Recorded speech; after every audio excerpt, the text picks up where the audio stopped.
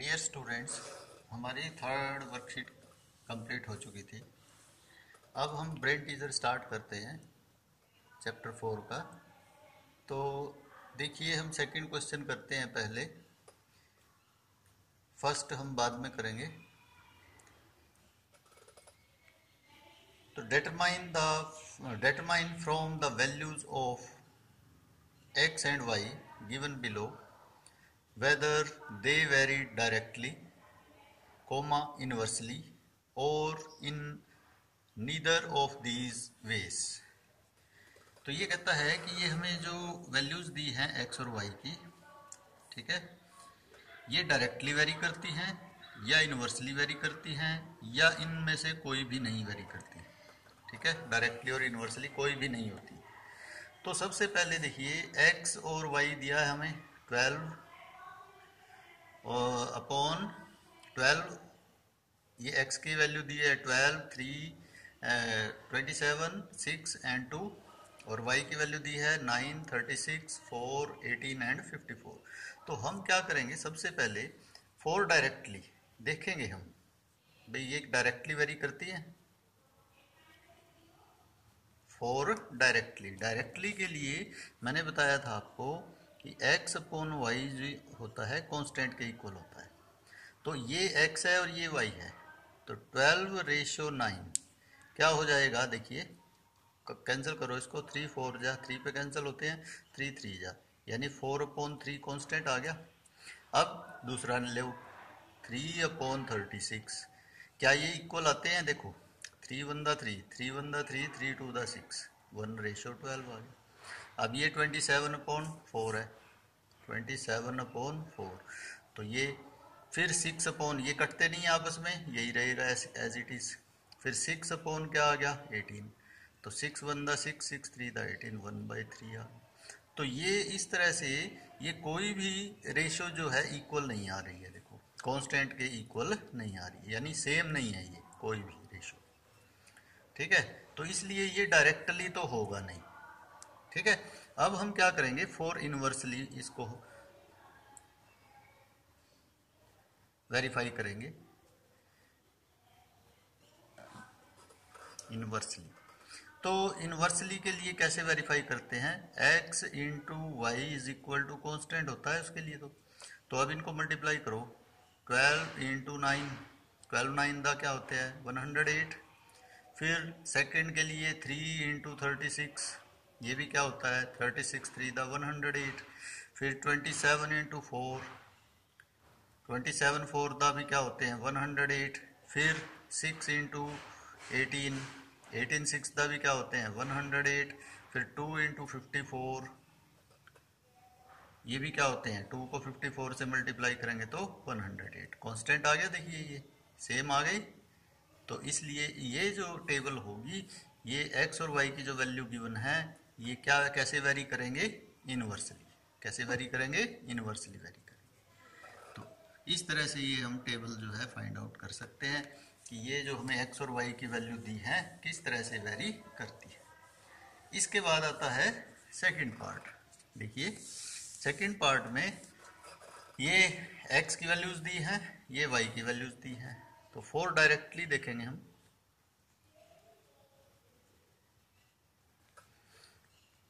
x upon Y किसके equal होता है, कांस्टेंट के। तो क्या ये कांस्टेंट इक्वल आते हैं, कांस्टेंट का मतलब एक जैसे रेशो में हैं ये या नहीं। 4/2, 2 1 2, 2 2 4, 2 आ गया। फिर 20/8, तो करो इनको कैंसिल करो, 4 से कैंसिल होते हैं, 4 2 4 5 5/2 आ गया। तो ये आपस में इक्वल नहीं है ना। ऐसे ही ये 30/10, ये 0 से 0 कैंसिल, 3/1 आ गया। फिर ये 60/20, तो 0 से 0, 2 1 2, 2 3 6, 3/1 आ गया। फिर 40/15, तो कैंसिल करो इसको, 5 3 5 8, तो 8/3 आ गया। फिर 80/25, 80/25, 5 से कैंसिल होता है, 5 5 25, 5 1 5, 5 6 30, तो आगे ये कैंसिल नहीं होता, 16/5। अब ये कोई भी आपस में इक्वल नहीं है, देखो 2 इज, यानी ये कोई भी रेशियो जो है कांस्टेंट, ये कांस्टेंट आ गया हमारे पास, ये कांस्टेंट कोई भी इक्वल नहीं है, ठीक है, यानी कांस्टेंट नहीं है, ये कोई भी इक्वल आपस में इक्वल नहीं है ये रेशियो, इसका मतलब ये अभी ये रेशियो आपस में इक्वल नहीं है। अब हम क्या करेंगे, फॉर इनवर्सली देखेंगे, इनवर्सली के लिए क्या होगा। इनवर्सली के लिए मैंने बताया था x इंटू वाई जो है कांस्टेंट के इक्वल होता है। अब इनको मल्टीप्लाई करो, 4 इंटू 2 4 टू द 8, फिर 20 इंटू 8 160 होता है, फिर 30 इंटू 10 300 होता है, फिर 60 इंटू 20 1200 होता है, फिर 40 इंटू 15 600 होता है, फिर 80 इंटू 25 2000 होता है। तो ये कांस्टेंट नहीं है, एक जैसे नहीं है, ये भी वैरी करते हैं, देखो अलग अलग हैं, ठीक है। तो इसलिए इनको हम ना तो डायरेक्टली कहेंगे और ना ही इनवर्सली कहेंगे, ठीक है। तो नीदर डायरेक्टली नॉर इनवर्सली। तो ये जो एक्स रेशियो एक्स और वाई की जो टेबल है, नीदर डायरेक्टली नॉर इनवर्सली, तो ये आ जाए। तो इस तरह से ये क्वेश्चन जो है सॉल्व कर देंगे। अब इसके बाद आता है इसका थर्ड पार्ट, देखिए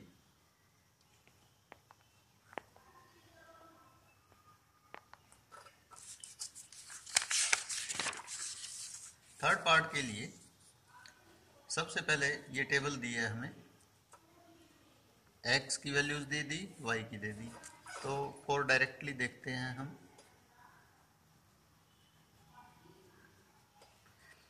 तो x ratio y is equal to constant कही थी, तो देखो 2/10 क्या आता है, 2 1 द 2 2 5 द 10 1/5 आ गया, 9/45 9 1 द 9 9 5 द 45, ये भी 1/5 आ गया। फिर 7/35, ये 7 1 द 7 7 5 द 35, ये भी 1/5 आ गया। ऐसे ही 4/20, 4 1 द 4 4 5 द 20 1/5 आ गया। ऐसे ही 3/15, तो 3 1 द 3 3 5 द 15, ये भी 1/5 आ गया। इसका मतलब ये सभी कांस्टेंट आ गए, एक जैसे आ गई ना रेशो। तो ये कैसे वेरी करेगा, डायरेक्टली वेरी करेगा। तो ये जो टेबल है, ये इसकी सभी वैल्यूज डायरेक्टली वेरी करेंगे। तो इस तरह से ये क्वेश्चन सॉल्व कर देंगे हम, इन्वर्सली नहीं करेंगे, ये करके देख लो बेशक। तो मल्टीप्लाई कर लो, फॉर इन्वर्सली क्या होता है, x into y is equal to constant, तो 2 इंटू 10 क्या होगा 20, 9 इंटू 45 क्या होगा, मल्टीप्लाई कर लो इसको,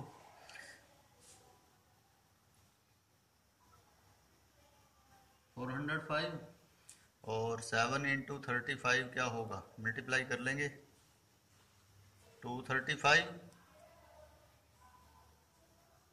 245 सॉरी, फिर 4 इंटू 20 क्या होगा 80, फिर 3 इंटू 15 क्या होगा 45। तो ये कांस्टेंट नहीं है, ये एक जैसे नहीं है कांस्टेंट, तो इसीलिए ये इन्वर्सली वेरी नहीं करता। ये कैसे वेरी करता है, डायरेक्टली, क्योंकि ये रेशो की जो रेशो जो है इनकी एक समान है, एक जैसी है, तो ये कांस्टेंट है, तो इसलिए इसको हम क्या कहेंगे, ये डायरेक्टली वेरी करता है। फेसबुक पे ना डालो, ये किसी को दिखाना नहीं कैसे जूम क्लास पढ़ाई जाती है। अब इसके बाद क्वेश्चन नंबर 3 आता है, देखिए क्वेश्चन नंबर 3 के लिए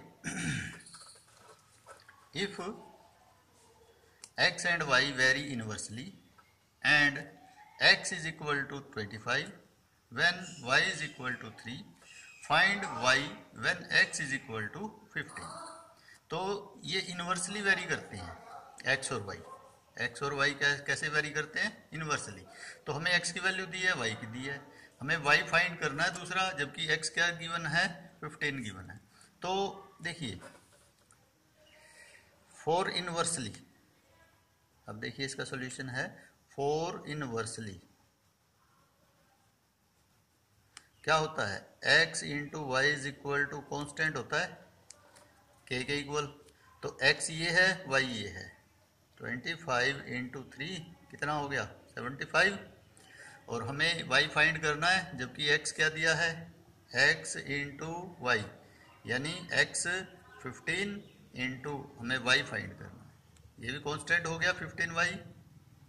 अब ये क्या है कांस्टेंट, इनवर्सली वैरी में कांस्टेंट इक्वल होते हैं, तो 15y जो है वो किसके इक्वल है 75 के, फिर कांस्टेंट के इक्वल है, तो y की वैल्यू फाइंड करनी है, तो 75, ये 15 को इधर कैरी करो, डिवाइड हो गया इधर आके, तो 15 1 दा 15, 15 5 दा 75, तो y की वैल्यू हमारे पास क्या आ गई 5। तो ये ऐसे y की वैल्यू हम फाइंड कर देंगे। तो इस तरह से ये क्वेश्चन सॉल्व कर देंगे। जब ये इन्वर्सली वेरी करता है तो कैसे y फाइंड कर दिया हमने, ठीक है। तो x इंटू वाई कॉन्स्टेंट होता है, तो ये x की वैल्यू दी है, ये y की दी है, तो इनको मल्टीप्लाई कर लो, कांस्टेंट आ गया 75, इनको मल्टीप्लाई करेंगे 15 इंटू वाई, एक्स की वैल्यू 15 है और y फाइंड करना है, तो 15y भी कांस्टेंट है, तो ये आपस में क्या होंगे इक्वल होंगे, ठीक है। इन्वर्सली के लिए कांस्टेंट हमेशा क्या होता है इक्वल होता है, तो 15y इज इक्वल टू 75, तो y की वैल्यू हम फाइंड कर देंगे 75 बाई 15, 15 1 दा 15 5 दा 75, तो y हमारे पास क्या आ जाएगा 5 आ जाएगा। इसके बाद आता है क्वेश्चन नंबर 4।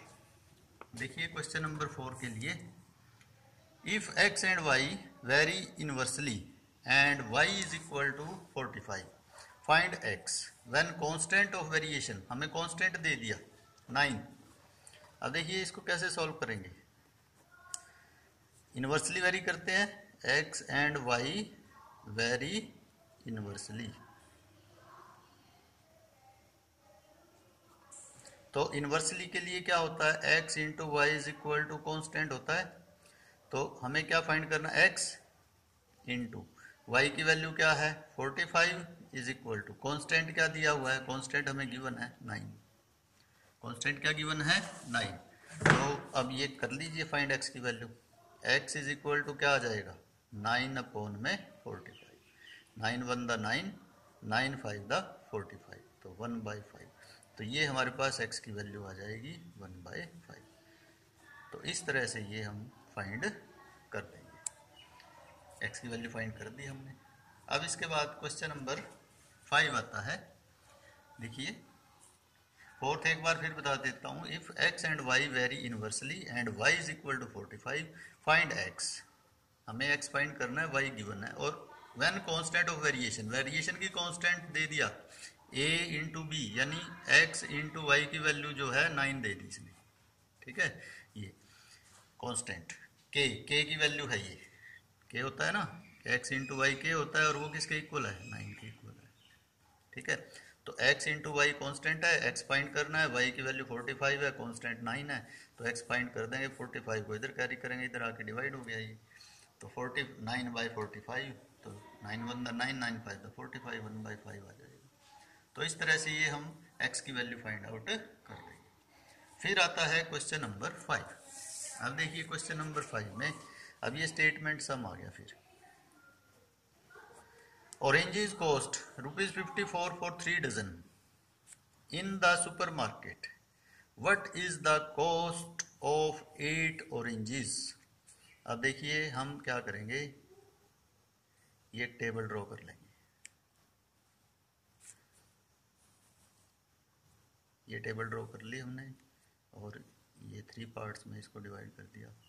यहाँ पे क्या लिखेंगे ऑरेंजेस, और यहाँ पे कॉस्ट इन रुपीस।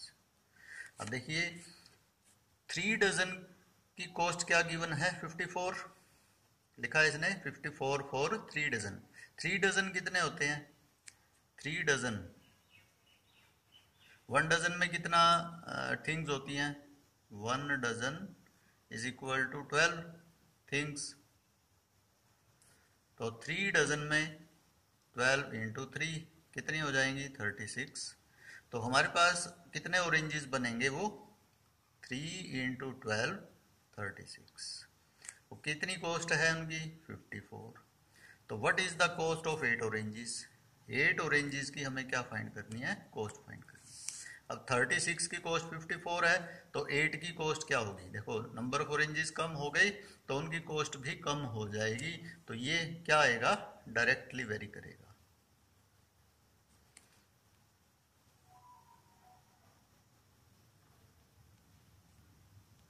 ठीक है, तो डायरेक्टली के लिए क्या होता है?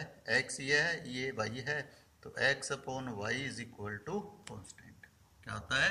x upon y is equal to constant. तो x की वैल्यू फाइंड पुट करो इसमें।